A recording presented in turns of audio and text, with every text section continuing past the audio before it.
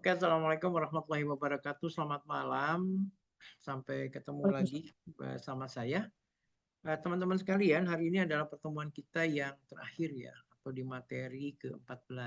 Hari ini kita akan diskusikan mengenai yield management. Mungkin pemahaman yield management suatu istilah yang menurut teman-teman sesuatu yang aneh atau sesuatu yang terbaru gitu ya. Tapi sehari-hari sebenarnya ini adalah pemahaman berkaitan dengan strategik manajemen operasional yang biasanya bisa kita rasakan dalam kehidupan kita sehari-hari. Izin ya, saya share dulu materinya. Apakah terlihat? Sudah, Sudah, Pak. Pak. Oke, baik. Nah, teman-teman, bagaimana kita bisa memahami mengenai materi kita? Jadi sebagai suatu pemahaman atau menyamakan persepsi adalah berkaitan dengan materi kita yang menyangkut contoh di dalam yield management, misalkan ketika COVID ya. Ketika COVID teman-teman merasakan bagaimana dampak yang paling terkena adalah industri pariwisata ya. Nah, pariwisata siapa saja yang terkena ya, tempat-tempat wisata, perhotelan, penerbangan dan seterusnya. Apa yang terjadi? Teman-teman rasakan bagaimana mereka tidak mendapatkan pendapatan semestinya. Banyak perusahaan-perusahaan pada waktu itu seperti hotel, occupation-nya akan bahkan sama sekali tidak ada ya. Jadi, nah, bagaimana menyiasati bagaimana kemudian untuk dunia perhotelan pada saat itu adalah bagaimana mereka menerapkan yang disebut sebagai yield management. Artinya apa? Artinya mereka memberikan suatu paket gitu ya, suatu paket mengenai berkaitan dengan program waktu itu adalah dengan karantina mandiri. Nah, waktu itu programnya adalah diberikan kepada masyarakat yang waktu itu yang baru pulang dari luar negeri atau bepergian untuk mereka berkarantina mandiri. Nah, karantina ini adalah bagaimana mereka dikarantinakan untuk mengetahui yang berkaitan dengan COVID. Nah, tentu saja kan di dalam kondisi waktu itu tidak memungkinkan ya. Mereka mempunyai tempat selain rumah. Sehingga yield management ini menawarkan atau hotel menawarkan untuk memberikan karantina mandiri dengan cara dalam bentuk paket. Nah, sebagai contoh di dalam materi kita hari ini di slide ini, misalkan tarif hotel karantina mandiri, misalkan sekian malam, ya, sekian hari dengan paket berlaku untuk sekian orang, kemudian mendapatkan makanan, pelayanan, kemudian juga tes PCR dan seterusnya. Nah, jadi ini adalah salah satu pemahaman mengenai yield management. Dikatakan bahwa pada prinsipnya di dalam yield management ini adalah bagaimana manajemen hotel harus mampu menyajikan. Jadi bicara menyangkut masalah harga ya, dan tempat yang tepat sebenarnya. Sehingga dikatakan yield management adalah sangat penting. Jadi waktu itu ditawarkan berapa harga yang diberikan, kapan harga itu diberikan, dan apa saja yang bisa diberikan kepada mereka. Nah, konsep yield pada prinsipnya adalah suatu metode yang diterapkan oleh perusahaan di dalam membantu perusahaan untuk mendapatkan suatu income pada persediaan tertentu. Nah, sebenarnya kasus yield management di COVID itu sebenarnya bukan semata-mata karena terjadi di dalam kasus COVID, enggak. Di luar kasus COVID bagaimana? Oh, bisa sekali.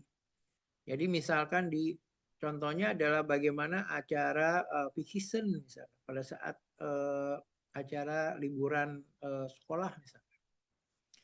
Sehingga dikatakan yield management adalah suatu metode di dalam menentukan, dipengaruhi oleh harga di dalam suatu waktu dan kondisi tertentu. Nah, tujuannya adalah bagaimana untuk mendapatkan income atau pendapatan di momen-momen tertentu. Yield management juga menuntut di dalam suatu pengambilan keputusan. Dalam hal ini siapa? Keputusan manajemen. Manajemen siapa? Perusahaan.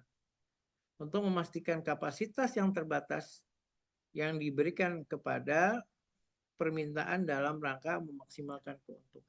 Nah, jadi konsep yield management secara sederhana adalah sesuatu yang dapat diambil oleh perusahaan ya, yang berkaitan dengan harga waktu tertentu untuk memaksimalkan suatu profit. Contohnya tadi bicara selain COVID apa? Event-event tertentu. Misalkan kayak menjelang Lebaran, menjelang liburan bersama di akhir tahun dan seterusnya ya. Nah, slide berikutnya menggambarkan kepada kita sebenarnya ya, menggambarkan kepada kita pada prinsipnya di dalam meningkatkan suatu kapasitas yang memang bisa ditawarkan atau yang bisa dijual akan bisa memberikan profit yang maksimal. Nah, sebagai contoh misalkan di slide ini menggambarkan ya, kalau kita anggap wadah adalah kapasitas kita ya. Nah, kapasitas dengan beban biaya artinya biaya yang sama. Kalau kita asumsikan ikan ini adalah konsumen gitu ya, maka tentu saja ini kan menjadi tidak efektif dan efisien. Gitu ya. Tapi juga akan menjadi masalah kalau misalkan kapasitas tidak sesuai dengan permintaan atau demand gitu ya.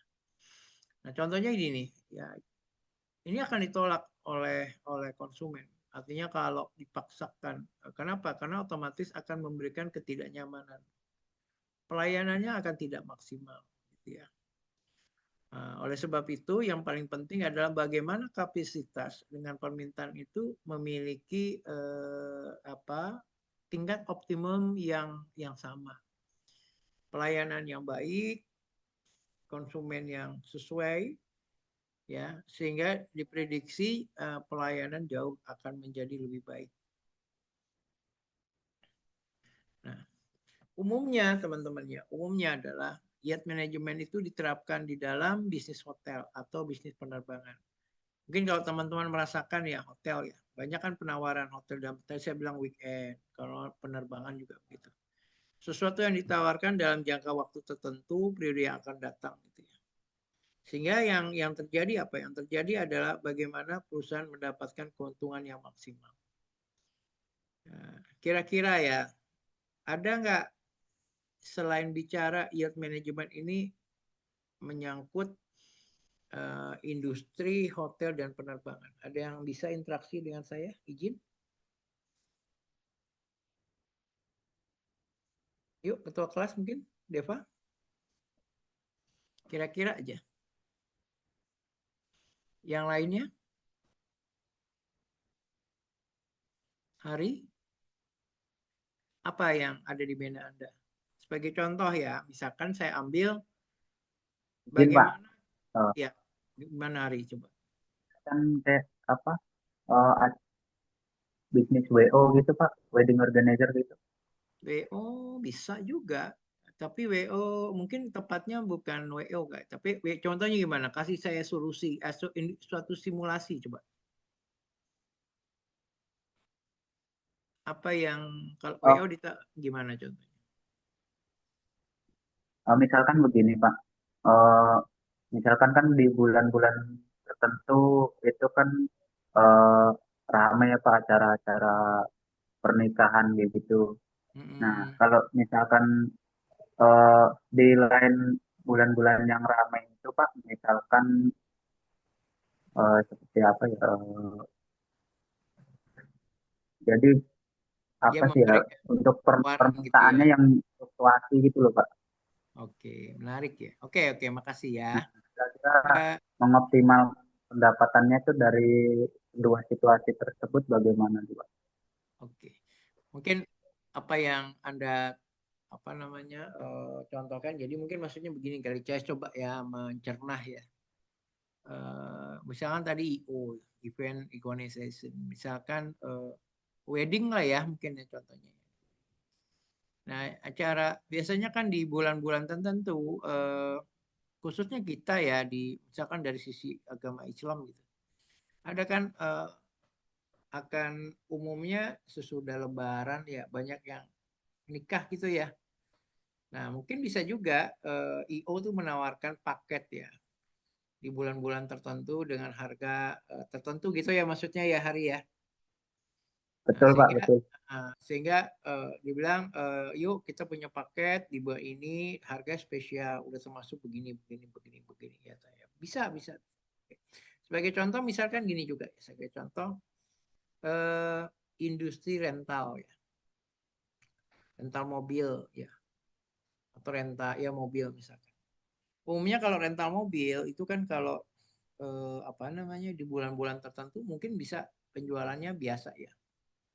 Nah, tapi ketika di bulan eh, liburan misalkan atau di bulan-bulan tertentu dia menawarkan paket ya misalkan kalau pinjam lebih daripada 3 hari akan dapat harga spesial misalkan contohnya begitu atau kalau misalkan pinjamnya lebih dari 7 hari plus tambah bonus sehari nah gitu.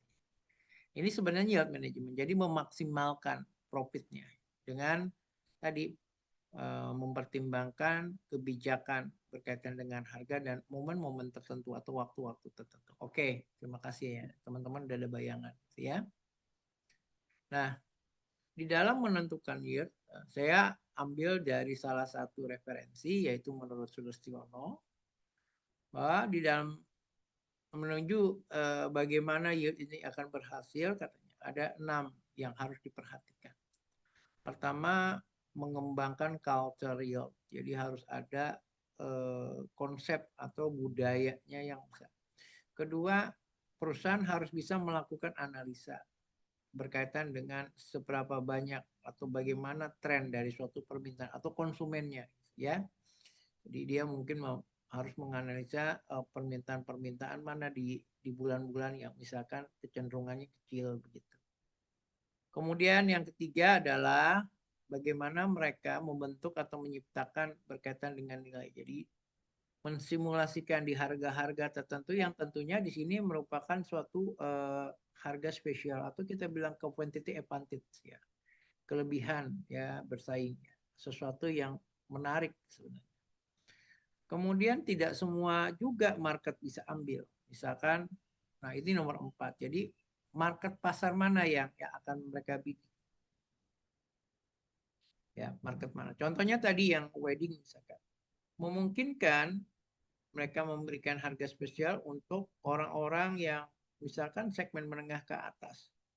Ya dibuat paket tertentu dengan harga tertentu misalkan tadi paket wedding pernikahan di Bali misalkan. Nah, harganya spesial. Nah, itu juga bisa sebenarnya. Ya. Kemudian bagaimana mereka juga tadi mempelajari berkaitan dengan demand-nya secara terperinci. Apa itu maksudnya? Jadi memahami penurunan, kenaikan, pembatalan, dan seterusnya. Dan yang terakhir ada evaluasi dan merevisi sebenarnya. Berkaitan dengan suatu sistem. Sistem di dalam. Proses ini akan menjadi kesinambungan. Sebagai contoh tadi ya, hotel ya. Nah, kalau teman-teman perhatikan industri hotel, mereka pasti di event-event tertentu mereka punya paket, paket Ramadan misalkan, paket akhir tahun, gitu ya, paket holidays ya. Nah, paket-paket antara hotel satu dengan hotel yang sama dengan hotel yang sama, maksudnya bintang yang sama, tentu akan berbeda. Nah, ini maksudnya. Jadi mengevaluasi dan berjalan programnya kemudian berjalan berkesinambungan. Baik, nah pertanyaannya sekarang adalah apakah atau faktor apa yang bisa mempengaruhi di dalam yield? Nah, tentu saja pertama adalah bagaimana kita tidak bisa memperlakukan segmen kita. Jadi harus dipisah. Jadi nggak semua segmen boleh diperlakukan. Contohnya penerbangan. Di holiday, liburan, tentunya untuk segmen-segmen tertentu akan mereka lebih senang misalkan penerbangan ke luar negeri. Sehingga mereka mengadakan memberikan paket gitulah ya, dengan harga tertentu ya, baik sekali jalan maupun istilahnya pulang pergi. Jadi segmennya dulu, ya segmennya dulu. Jadi dipastikan berkaitan dengan market mana yang mau dituju. Ya, begitu. Kedua adalah bagaimana mereka harus memastikan berkaitan dengan demand yang berfluktuasi. Karena pada Rumusan masalah dan tujuan. iya. Oke. Nah, Pak, eh, kenapa untuk enggak ini saya mau tanya, kalau eh, biasanya kan kalau di momen Lebaran itu untuk penerbangan dari bulan puasa atau sebelumnya. Saya perhatikan tuh Pak, kalau untuk wilayah Sumatera Barat itu Pak, untuk tiket pesawat itu selalu sold out Pak. Baik dia yang harganya murah, standar maupun yang mahal. Ya. Terus kemudian kalau untuk wilayah-wilayah lain kayak misalkan daerah timur itu nggak begitu signifikan. Sebenarnya yang mempengaruhinya itu apa ya Pak? Oke, tadi ya culture ya, kita kadang-kadang jadi gini, di awal saya katakan yield management ini kan nggak semua kondisi ya. Jadi misalkan penerbangan tadi kata kamu, kalau misalkan ya contoh ya Lebaran ya, otomatis Lebaran akan sold outnya di daerah barat dan tengah ya. Kalau timur kan enggak ya, benar enggak? Mungkin lebih lebih lebih akan rame kalau kita bicara menjelang Natal dan Tahun Baru, betul ya? Tadi kan dibilang begitu ya. Nah, pada saat kondisi begitu, nah tentu saja Pak, kalau begitu yield manajemennya apakah di acara di Lebaran misalkan event-event Ramadan? Nggak cocok kalau kita misalkan atau gini, nggak mungkin perusahaan mempertimbangkan walaupun dengan harga tinggi pun pasti akan kebeli misalkan. Jadi kalau menurut teman-teman yang kasus tadi yang dibilang Rati, yield manajemennya lebih cocok ke wilayah Indonesia Barat atau Timur kalau kita anggap di bulan Ramadan.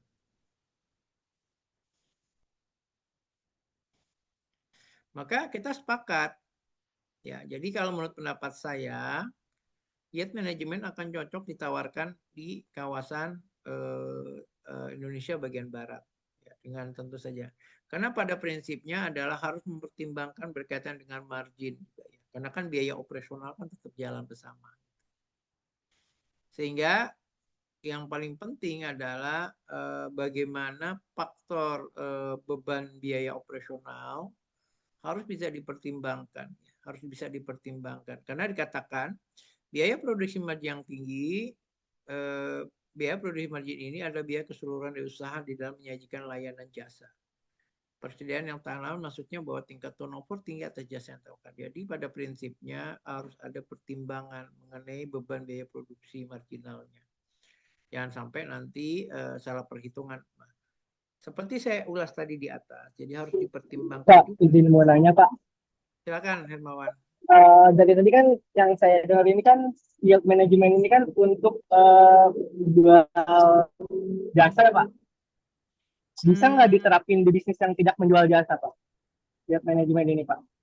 Oke, menarik ya pertanyaannya. Ada yang bisa ini nggak diskusi nggak? Menurut teman-teman kemungkinan nggak kalau dia misalkan penerbangan kan jasa ya tadi ya, kemudian hotel jasa, terus rental juga jasa. Kalau produk gimana? Memungkinkan nggak? Pak, izin mau kasih pendapat kalau untuk bagian produk. Oke, silakan. Kalau misalnya untuk produksi ini kayaknya bisa diterapin juga ya Mas Mawan, karena kan sahabat kita juga sama-sama tahu nih kita masih ambil case kayak bulan Ramadan itu untuk beberapa produk itu mengalami lonjakan permintaan yang mana produksi juga pasti akan naik. Nah, di saat inilah yield management ini bisa diterapkan. Oke, makasih. Oke, sekarang kita Mungkin diskusi kayak fashion Lebaran gitu kali ya Pak. Kadang kalau di Alfa, Indomaret juga tuh kue-kue Lebaran, itu kali ya Pak. Oke, kalau sekarang begini ya, kalau kita masuk event Lebaran ya. Kalau kita menawarkan produk ya buat sistem Lebaran, kan nggak perlu pakai yield bener ya. Maksudnya strategic yield management nggak perlu dong, karena berapapun kue misalkan atau sirup ya, mau tinggi pun pasti dibeli, betul nggak? Benar nggak? Nah, pertanyaannya sekarang, jadi kalau begitu penerapan yang mana? Jadi produk-produk yang nggak season sebenarnya kalau menurut pendapat saya. Karena kalau saya bilang tadi sirup, gula, otomatis pasti laku lah. Tapi kalau misalkan nih contohnya apa? Misalkan Indomie gitu ya. Indomie penjualannya gimana? Kita asumsikan lah ya industri mie menurun lah. Dia tahu deh kalau Lebaran itu udah penjualannya nggak mungkin mencapai tingkat tertentu. Terus bagaimana nyiasatinnya supaya ya dia nggak turun. Nah, jadi memungkinkan nanti perusahaan juga melakukan yield management juga sebenarnya. Misalkan dia jualnya secara bandit. Ada yang tahu bandit? Jadi misalkan bandit itu gini, satu harga tapi produknya beberapa gitu. Misalkan setengah lusin, misalkan satu barang ya 1.000 ya. Kalau Semacam bundling gitu ya, Pak? ya bundling ya betul. Misalkan satu barangnya 1.000, kalau 6 kan 6.000. Ya. Benar nggak? Nah, dia jual nih dengan harga 4.500 misalnya. Nah, kurang lebih begitu. Ya. Jadi apalagi misalkan atau event-event barang-barang tertentu yang sebenarnya ada dua kemungkinan. Kalau memang produknya nggak sesuai dengan event, maka yang terjadi adalah bisa saja perusahaan menerapkan sebenarnya. Tapi kalau sekarang dia mau maksimalkan profit, memungkinkan juga. Nih, contohnya gini, tadi sirup ya. Kalau sirup kan tetap laku ya teman-teman ya. Tapi kalau kira-kira dibundling gitu, makin laku lagi nggak penjualannya? Makin laku lagi, Pak. Makin laku lagi kan. Misalkan gini, satu sirup 1.000 ya. Kalau beli 3, misalkan 1.000 tadi saya asumsikan. Mungkin kalau 3 bukan 3.000, mungkin jadi 2.500. Ya. Memungkinkan, terutama dia tahu untuk sirup-sirup tertentu. Nah itu. Oke, menarik ya. Jadi diskusi hari ini kita bicara mengenai tadi faktor yield. Jadi yield memungkinkan juga ya, untuk diterapkan di industri produk sebenarnya. Tapi teman-teman mesti memperhatikan setiap perusahaan punya kebijakan masing-masing, punya strategi masing-masing. Makanya dikatakan di dalam slide kita hari ini harus mempertimbangkan berkaitan dengan biaya produk-produk yang biaya penjual marginnya rendah. Jadi dia lihat nih mana yang rendah nih. Oh ini, nah ini itu harus. Nah berarti dia harus memastikan supaya dia bisa memberikan kontribusi itu maksudnya. Ya, oke. Nah kalau memang kalau kita slide yang ke-8 nih yang ngomongnya bicaranya. Bagaimana inflasi yield manajemen di dalam industri jasa pada prinsipnya hampir sama ketika kita bicara mengenakan penerapan BEP sebenarnya. Jadi harus dipertimbangkan. Tapi yang paling penting yang perlu diperhatikan di dalam manajemen ini adalah struktur segmen, kemudian bicara harga dan bagaimana analisa menyangkut margin biayanya ya. Karena kemarin kita sepakat biaya, jadi kalau kita bicara perusahaan dikatakan profit, tidak hanya dikatakan untung, maksudnya tidak hanya bicara profit, tetapi juga harus mempertimbangkan sejauh mana perusahaan efisiensi di biaya, di cost-nya. Ya. Nah, kita balik dulu ya ke materi kita. Jadi kalau yang terjadi di dalam perhotelan ya, karena tadi kita mau kasih contoh di hotel dan penerbangan. Misalkan ya di dalam bisnis hotel, kalau actualnya tuh artinya misalkan tingkat huni kamar hotel ya lebih besar dari forecast. Jadi dia bilang perusahaan A atau hotel A mengatakan kalau saya memperkirakan tingkat hunian itu ya 50% aja cukup. Tapi yang terjadi bisa sampai 80%. Apa yang harus dilakukan di dalam menerapkan yield management? Ya. Maka dia naikkan booking limit gitu. Karena dia tahu dengan event atau event tertentu ya hotel akan maksudnya kamar hotelnya pasti banyak. Kemudian yang kedua dikatakan buka kamar-kamar yang ada diskon. Kenapa? Karena actualnya lebih tinggi. Nah, tadi saya bilang kalau eventnya memang segmen tertentunya bakal beli, ya udah jangan kasih diskon gitu. Ya. Sehingga di slide ini dikatakan, maka kamar-kamar yang misalkan kamar yang nggak diskon, taruhlah kamar eksekutif gitu ya. Maka naikkan semua kamar eksekutifnya, ya buka gitu ya. Sehingga itu akan memaksimalkan. Karena tingkat huniannya meningkat. Jangan dikasih diskon lagi yang harga tinggi gitu. Nah, tapi bagaimana kalau seandainya perusahaan dihadapkan actualnya lebih daripada forecast? Nah, ini. Yang terjadi apa? Nah, yield manajemen akan terlihat sekali di sini. Pertama adalah memastikan bagaimana evaluasi strategi pemasarannya nih. Jangan-jangan ada yang salah. Atau bisa jadi berkaitan dengan penerapan strategiknya. Ya, strategiknya.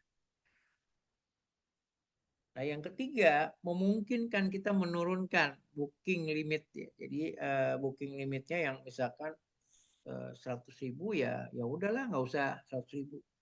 Supaya menarik jadi 50.000, mungkin 25.000. Nah, gitu ya. Nah, ini gambaran buat kita tadi. Jadi yield management itu bisa diterapkan juga sebenarnya di dalam event-event tertentu ya. Nah, yang kedua, kita ambil penerbangan. Siapa yang nggak kenal AirAsia ya, teman-teman ya? Low pricing ya. Menarik sih sebenarnya. Konsep ini bagaimana penerbangan untuk segmen-segmen tertentu.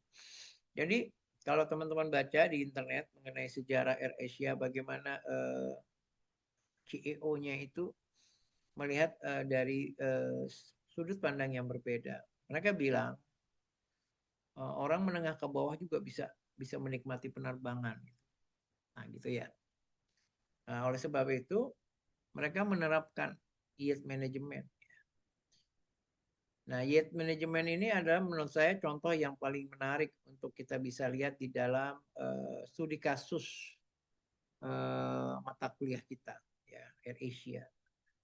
Nah, strateginya apa? Nah, teman-teman lihat bagaimana mereka bisa menjual harga tiket yang kompetitif sebenarnya murah. Karena apa? Karena mereka mengeluarkan harga, contohnya adalah memisah-misahkan harga ya. Contohnya yang paling mudah, harga tidak include cabin misalkan, gitu ya. Sehingga bagi orang yang nggak perlu bawa cabin relatif lebih murah. Ya, kemudian contohnya lagi misalkan tidak termasuk order nomor. Jadi ya udah nomornya itu nggak jadi masalah mau berapa aja. Nah, sehingga partiat harganya itu di break sama dia mendapatkan dengan harga yang dianggap harga yang dasar tapi tetap mendapatkan keuntungan. Di dalam bisnis penerbangan bilang bagaimana dia misalkan mengurangi beban-beban biaya. Jadi diambil jalur. Jadi apakah cuma masalah tiket? Enggak. Dia secara operasional dia mengefektifkan dan mengefisienkan beban biaya. Sebagai contoh nih, pengurangan biaya di darat. Jadi dia meminimalisasi ground time. Nah, jadi itu memangkas sebenarnya. Kemudian nggak dapat makanan mujar kan kalau pesawat itu di atas 2 jam kan biasanya dapat makanan gratis ya. Nah, ini nggak perlu karena bagi dia orang akan lebih aware harga yang dibandingkan dengan membicarakan masalah makanan. Ya. Kemudian memaksimalkan karyawannya, jadi bisa multifunction. Jadi pramugarinya itu nggak perlu lagi dimaksimalkan untuk bisa berfungsi juga sebagai orang yang membersihkan. Nah, ini contoh ini sebenarnya kalau teman-teman perhatikan udah banyak juga di negara-negara tertentu yang misalkan jadi self service ya. Coba kalian lihat ya di industri makanan ya. Kalau di luar itu kadang-kadang kita ngebersihin sendiri, kita ngangkat sisa makanan ke tempat-tempat sampah tertentu yang memang sudah menjadi habit budaya. Makanya dikatakan tadi salah satu yang bisa memastikan bahwa ini berjalan adalah budaya, salah satunya budaya ya. Oke. Kemudian dia memberikan tarif harga-harga tertentu di jam-jam yang sepi. Nah, ini yang dikatakan tarif berbeda di saat peak time dan low time. Nah, biasanya jam ramai di mana penerbangan? Umumnya di pagi ya. Di ramai di mana lagi? Di hari-hari tertentu, misalkan di weekend. Ya, nah ini kan jam peak season ya, nggak mungkin. Nah, jadi yang sepi, misalkan kalau ngomong bicara jam yang memungkinkan jam flight yang terakhir yang penumpangnya tuh kecenderungan jarang.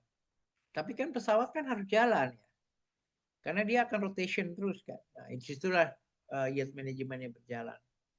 Atau di hari-hari tertentu, kita bicara hari dari Senin sampai dengan hari Minggu. Gak mungkin yield manajemen ditawarkan di hari Sabtu Minggu. Karena itu udah pasti full book. Hari Senin, hari bisnis, pasti ramai. Jadi misalkan di hari apa? Oh, hari Kamis misalkan. Nah, dianalisa demandnya. Oh, ternyata selama datanya menyatakan, penerbangan A mengatakan di hari Kamis itu pemesanan pesawat kecenderungan menurun. Bahkan paling kecil. Nah, disitulah yield management. Ya, nah, jadi teman-teman udah ada bayangan ya. Jadi bicara yield management bukan hanya bicara event, tapi juga, bukan bicara terkait dengan event-event besar, tapi di event-event tertentu pun bisa dijalankan. Contohnya tadi, bukan saat peak time misalkan. Nah, gitu ya. Oke. Nah, kemudian juga dia menerapkan model low cost carrier, LCC ya. Jadi nggak ada penerbangan dia bilang ada kelas bisnis dan ekonomi. Semuanya ekonomi. Sehingga perlakuannya sama. Yang penting orang ada pesawat, nyaman, sesuai dengan tujuan. Itu ya. Nah, kemudian dia juga menentukan pesawat-pesawat tertentu yang pemeliharaannya mungkin dengan mempertimbangkan ya. Kan dia bilang oh Boeing atau Airbus gitu ya. Sehingga nanti lebih mana yang lebih efisien dalam jangka panjang. Nah, ini menarik ya sebenarnya. Ini adalah skema-skema ya. Nah, kemudian apa nih juga skemanya? Ya skemanya yang misalkan tadi tarifnya meningkat bertambah penuh keuntungan di pemesanan. Terus kemudian memberikan skema open pemesanan jauh-jauh hari. Gitu ya. Biasanya makin jauh dibuka ya orang kan kecenderungan akan beli loh. Kenapa beli? Karena harganya lebih beda. Ya, pernah nggak teman-teman pesan tiket ya di open sampai 3 bulan? Maka di tengah 3, misalkan di bulan ketiga gitu ya, sebelum atau H-90 ya misalkan. Itu harganya akan beda kalau kalian pesan di H+7, benar nggak? Benar, Pak. Nah, benar ya? Ya kalau yang udah pernah ya. Ya, jangankan pesawat kali ya. Mungkin kayak di luar pesawat kereta api aja juga mungkin begitu ya. Nah, kenapa dia open di 30 hari bahkan 60 hari, 90 hari? Karena dia tahu. Nah, dia membayangkan kalau jalur ini ya nggak terlalu penuh, ya udah saya diskon lagi. Toh sama aja satu gerbong misalkan kereta api. Sebagai contoh ya. Anggaplah kapasitasnya 100 gitu. Mau 10 penumpang pun dibandingkan dengan 50 penumpang, toh sama aja gitu. Beban biayanya sama gitu. Nah, tapi kalau bicara biayanya sama gitu ya. Tapi profitnya kan beda dong kalau dia narik gerbongnya itu 10 orang dengan 100 orang. Betul nggak? Akan berbeda kan? Ya nggak? Nah gitu ya. Jadi terakhir ya, pada prinsipnya teman-teman sekalian, yield management ini tentu saja tidak semata-mata suatu strategik yang mendadak atau yang tidak diperencanakan, tidak. Tapi membutuhkan suatu perencanaan yang matang. Kenapa? Karena dia harus mengkombinasikan sebenarnya antara demand itu artinya perilaku konsumennya ya di event-event tertentu. Kemudian dia juga harus memperhitungkan biaya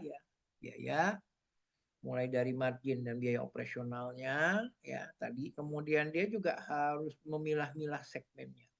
Jangan sampai yield management ini nggak tepat sasaran ya. Nah, kemudian bagaimana juga dia mengkombinasikan berkaitan dengan infrastrukturnya juga. Infrastrukturnya yang berkaitan dengan mendukung di dalam yield management. Ya, di dalam mendukung yield management. Sehingga akan menjadi lebih smooth, ya, lebih berjalan dengan baik. Ditambah lagi bagaimana mereka juga mempunyai suatu database. Database apa? Database berkaitan dengan semua informasi yang berkaitan dengan konsumen dan informasi-informasi yang bisa digunakan. Nah, secara sederhananya di dalam slide kita ya digambarkan di gambar ini. Jadi bicara yield management adalah how to the understanding of both supply dan demand. Ya, di mana di posisi mana? Jadi membandingkan antara quantity dengan harga. Di situ ada supply. Nah, teman perhatikan di mana dia nanti menerapkan misalkan posisi strategic yield-nya. Ya. Kenapa? Karena di event-event tertentu di waktu-waktu tertentu atau quantity tertentu harga ya pricing di sini yang mengikuti demand dan supply sebenarnya. Nah, teman-teman sebenarnya dalam kehidupan sehari-hari kalau kita ya kehidupan sehari-hari sebenarnya yield management juga udah kita lakukan. Ya. Contohnya ya kalau kita misalkan lihat misalkan penjualan ya toko misalkan dia lihat barang-barang yang relatif misalkan akan dibundling dikasih harga tertentu ya. Jadi barang-barang tertentu diskon. Ya sebenarnya bisa saja karena barangnya misalkan nggak slow moving ya. Tetapi bisa jadi sebenarnya dia menempelkan barang laku dengan yang tidak laku dibundling bisa juga sebenarnya. Oke, mungkin itu saja dari saya. Ada yang mau bertanya lagi? Cukup? Cukup? Boleh Pak, saya Pak. Boleh, silakan Rati. Jadi kan seperti pembahasan tadi Pak untuk penerbangan gitu ya. Kan di awal-awal dari Hamin berapa gitu kan tiket biasanya lebih murah ya Pak. Oke. Terus mendekati hari-hari Hamin 1 atau berapa itu kan biasanya lebih tinggi. Nah, kalau seandainya tiket yang mahal itu nggak terjual atau tidak sesuai dengan target, sebenarnya pihak perusahaan tuh merugi atau enggak? Terus kemudian langkah apa sih Pak sebenarnya yang harus dilakukan gitu supaya tiket yang mahal itu bisa terjual gitu Pak? Oke, menarik ya. Mungkin gini, tadi saya bilang setiap perusahaan tuh punya kebijakan ya masing-masing. Kita bahas kasusnya tiket ya tadi penerbangan. Anggaplah maskapai ya tertentu ya. Jadi sometimes mereka sudah mempertimbangkan kebijakan strategik harga lah ya, termasuk bagaimana strategi pemasarannya. Kalau kita lihat kasus ya pengalaman saya di beberapa kali ikut misalkan karena dinas ya dulu waktu saya sebagai internal auditor ya atau acara weekend keluarga dengan naik pesawat. Nah, kalau teman-teman perhatikan ya sebenarnya mereka tentu saja sudah punya semacam mapping penerbangan. Nah, saya bilang tadi kayak AirAsia dia juga pasti dia tahu nih misalkan penerbangan mana yang gemuk jalur. Gemuk tuh jalur maksudnya gini, banyak banget gitu ya penerbangannya. Nah, jadi penerbangan yang nggak gemuk bisa saja sama dia di-cut sebenarnya.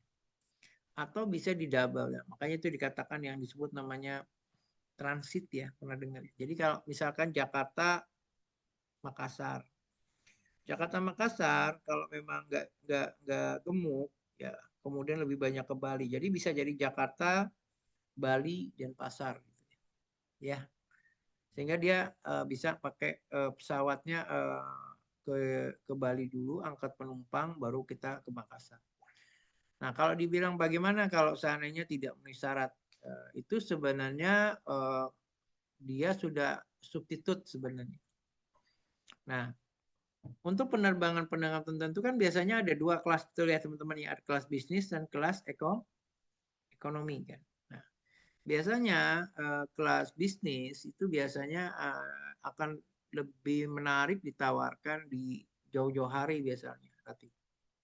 Ya, kenapa? Karena orang-orang tertentu dan bahkan dia strateginya bisa sampai detik-detik terakhir pun masih open gitu ya. Bagaimana dengan ekonomi misalkan? Ya, ekonomi kan komposisinya lebih banyak ekonomi dibandingin bisnis ya. Mungkin bisnis cuma berapa seat gitu ya. Nah, ekonomi juga pada prinsipnya tentu saya tadi dia strateginya satu jauh-jauh hari apa namanya pesan biayanya beda dibandingkan dengan yang apa namanya yang mendekati ya. Misalnya ya tadi kan H+7 sama H30 pasti akan lebih murah H7 gitu. Nah, pesawat ini kan jalan terus ya. Maksudnya dalam arti tarifnya kan dia akan mengikuti season makin dekat. Season itu maksudnya mendekati hanya. Kemudian tadi pertanyaan Rati gimana mengantisipasinya? Biasanya pesawat, maskapai bekerja sama dengan pihak kedua ya. Siapa pihak kedua? Travel ya. Iya dong. Travel. Ya, benar kan travel. Apalagi sama selain travel? E-commerce yang jualan ya Bukalapak gitu ya. Apalagi beli-beli ya. Benar nggak? Iya, Ya kan? Pak. Benar nggak? Benar, Pak. Iya, Pak. Nah, jadi dia buka banyak channel sebenarnya ya. Kalau travel udah tahu misalkan travel ibu, travel ya orang mau beli tiket di situ pasti. Tapi kan sekarang dia nggak mesti harus datang ke travel. Mungkin bisa juga dijual ke e-commerce ya. Memang penjualan kayak contohnya apa? Kayak Agoda ya. Pernah dengar ya? Agoda, beli-beli, apalagi teman-teman yuk yang suka pesen Traveloka. Traveloka ya nggak? Tiket.com. Tiket.com. Di tiket.com banyak kan ya sebenarnya. Nah itu contohnya. Jadi mereka juga strategi pemasarannya nggak hanya di lewat channel mereka. Karena kan sekarang kan maskapai nggak boleh jual tiket yang di bandara kan, udah nggak boleh kan? Ya nggak? Kalau dulu zaman saya masih boleh, sekarang nggak bisa. Nah itu. Jadi banyak strateginya. Jadi selain buka channel, promosi, kemudian mereka open jauh-jauh hari, gitu ya. Kemudian lihat tujuannya kemana. Kalau tujuannya ke Eropa misalkan, orang lebih banyak dia tahu nih kelas bisnisnya akan banyak ditawarin. Karena orang ya nggak mungkin dong Eropa nggak punya duit gitu ya. Kelas bisnisnya yang nanti yang dipromosiinnya. Apalagi sistem engagement. Apa engagement? Orang kan kalau pesawat pasti rata-rata punya member ya. Alfamart aja punya, apalagi penerbangan ya nggak. Garuda ada. Nah, kayak contoh misalkan Singapura player ya. Kayak saya punya kartunya. Jadi dia hitungannya per mile gitu. Orang-orang ini yang di maintain sebenarnya. Dan kalau udah nyaman, kadang-kadang orang udah senang Garuda jarang kayaknya pindah ke maskapai yang lain. Orang suka di Singapore Airlines jarang dan seterusnya. Dan mungkin itu bisa menjawab ya. Jadi pertama strateginya dia channelnya open, artinya dibuka sejauh mungkin ke berapa channel. Kedua tadi ya dia akan punya strategik di jam-jam tertentu tadi, kemudian rute-rute tertentu ya. Atau juga bisa misalkan dia pesawat itu kan ada dua macam ya, ada yang direct, indirect. Yang mahal yang direct atau indirect biasanya? Direct. Yang mahal yang direct ya sebenarnya. Nah kalau direct langsung sepi ya dia mungkin pakai indirect, direct jatuhnya lebih ini ya lebih apa dari sisi keuntungannya dia lebih untung. Tapi depend. Kayak lagi saya bilang, makanya dia bilang tadi teorinya mengatakan harus benar-benar mengevaluasi berkaitan dengan harga, segmen dan biaya. Nah itu masalahnya. Oke mudah-mudahan menjawab ya. Baik, saya rasa. Terima kasih, Pak. Oh iya, sama-sama. Saya rasa cukup ya, mungkin hari ini. Mau nanya dong. Oh, Boleh, boleh, Pak? Rizka. Ya, Iya, Pak. Mesti mau nanya saya juga. Iya, bentar ya Pak. Ini mau nanya, apakah kalau perusahaan menerapkan yield management ini akan berdampak pada kepuasan pelanggan dan apakah nantinya bisa menciptakan loyalitas pelanggan, Pak? Itu pertanyaan saya. Pasti banget. pasti banget. Jadi gini ya, konsep tadi di teori kita dikatakan yield management itu jangan sampai mengorbankan pelayanan sebenarnya. Sebagai contoh gini maksud saya, kalau ada konsumen yang kemudian segmennya berbeda, apa iya pelayanannya berbeda? Contohnya di bank aja. Bank nerapin yield, sebenarnya nerapin yield, artinya apa? Pemahamannya gini, perlakuan nasabah itu kan sama ya, nggak ada membeda-bedakan. Tapi dia akan dibedakan berdasarkan dari nasabah utama dan nasabah non utama. Makanya kalau di Mandiri dia ada yang disebut namanya apa? Mandiri Prioritas. prioritas. Nah, contohnya begitu. Yang membedakan itu sebenarnya, tapi secara umum enggak. Kalau saya bisa pendapat saya ya, yield management itu sebenarnya berkaitan dengan meningkatkan sebenarnya profit, memaksimalkan profit sebenarnya. Nah, kalau profitnya tinggi, ya kira-kira kepuasannya gimana? Rendah apa turun? Harusnya juga tinggi gitu. Karena perusahaan harus mempertimbangkan dari sisi pelayanannya. Karena kita bicara di sini adalah mengenai jasa ya. Sama kayak Rizka nih bicara kan perusahaannya jasa kan? Ya nggak? Iya. Oke.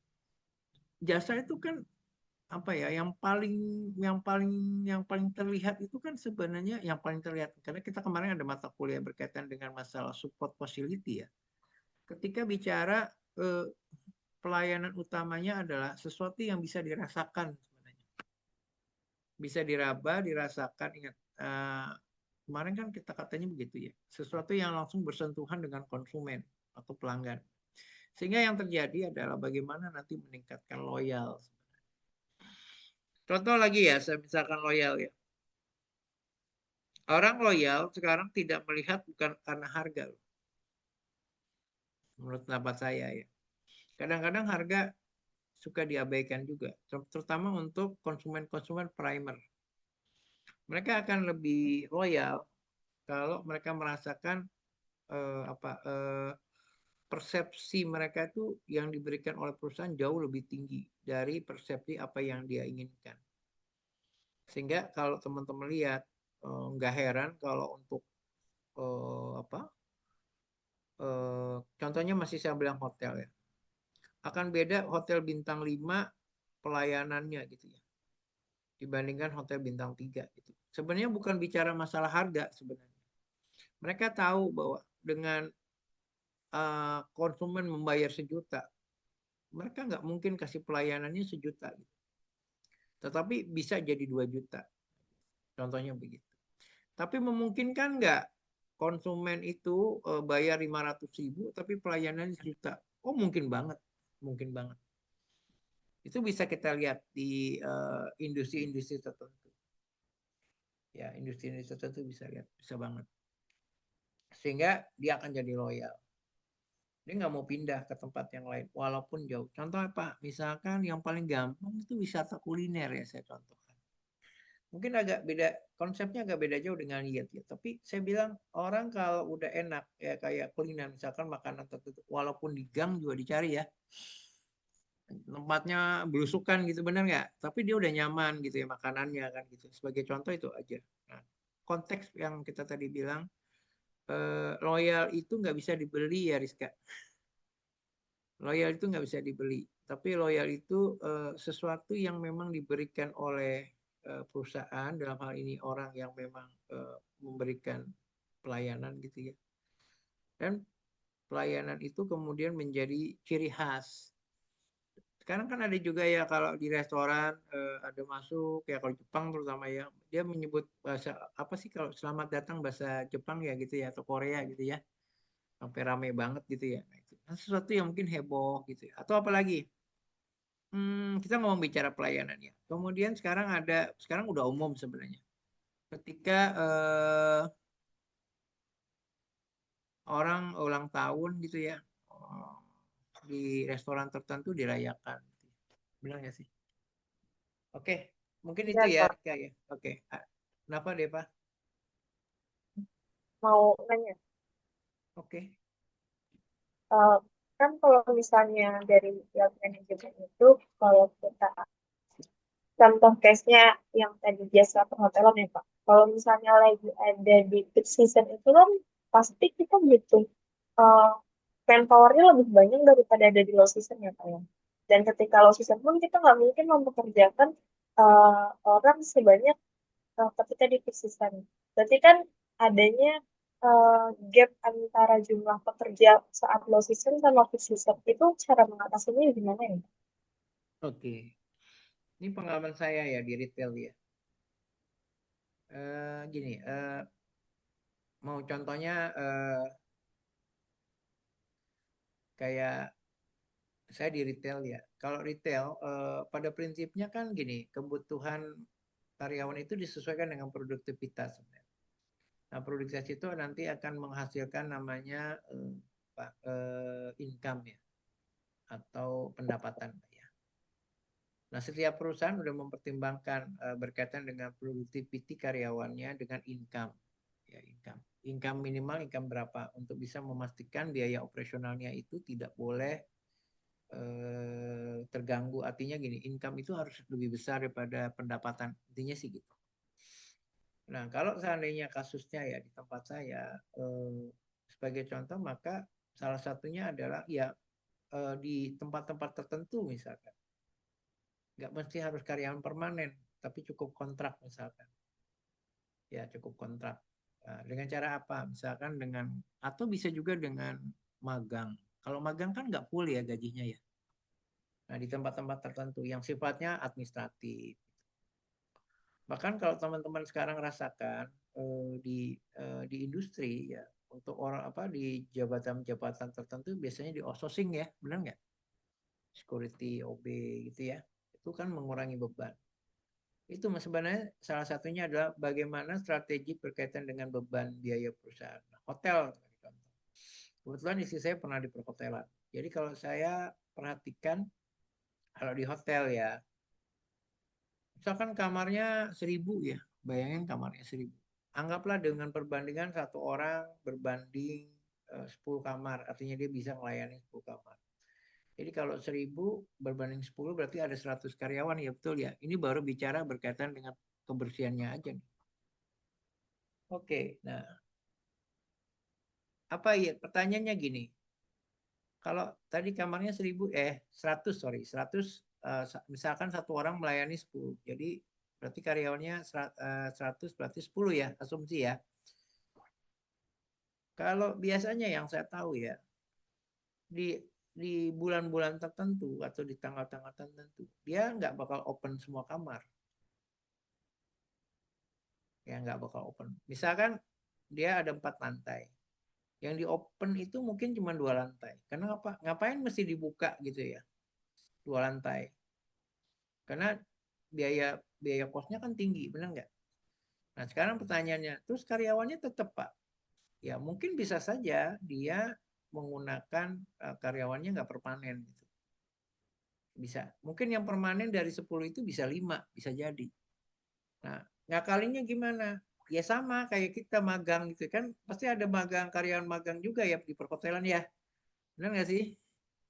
Ya kan? Mungkin dimanfaatin itu. Ya kan nggak bayar fully ya. Mungkin yang dibayar yang penting mereka magang mungkin uang transport, ya uang makan, ya, gitu ya.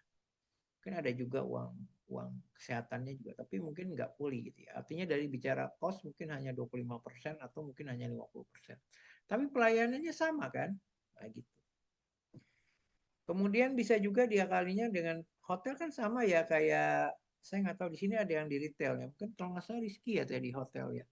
Sorry, yang di retail kan bisa juga dengan cara dibikin sip-sipan ya. Nah, di mana kalau saya dulu di retail jam-jam tertentu disitulah sipnya sebenarnya dibanyakin. Jadi kalau pagi ya kasirnya nggak saya buka semua. Misalnya saya punya 10 kasir ya saya buka 2 aja. Saya akan banyak ditaruh di siang sampai malam. Karena di situ transaksinya banyak. Kenapa? Orang lagi istirahat, jalan-jalan, malam belanja gitu ya. Misalkan saya punya supermarket. Kurang lebih begitu konsepnya. Jadi yang bisa saya jawab apa yang dia pertanyaan. Bagaimana nanti? Jadi mereka akan akan memperhitungkan beban biaya ya, menyesuaikan kalau hotel tadi. Kemudian juga mereka punya strategik dengan menyangkut penempatan sumber daya manusianya. Ini. Oke. Ya Pak, terima kasih Pak. Oke. Ada lagi yang lain? Cukup? Baik, kalau cukup itu aja dari saya. Terima kasih banyak ya buat kebersamaannya sampai dengan materi kita. Saya tutup dengan ucapan sebentar. Oh ya. Apa namanya? Assalamualaikum warahmatullahi wabarakatuh.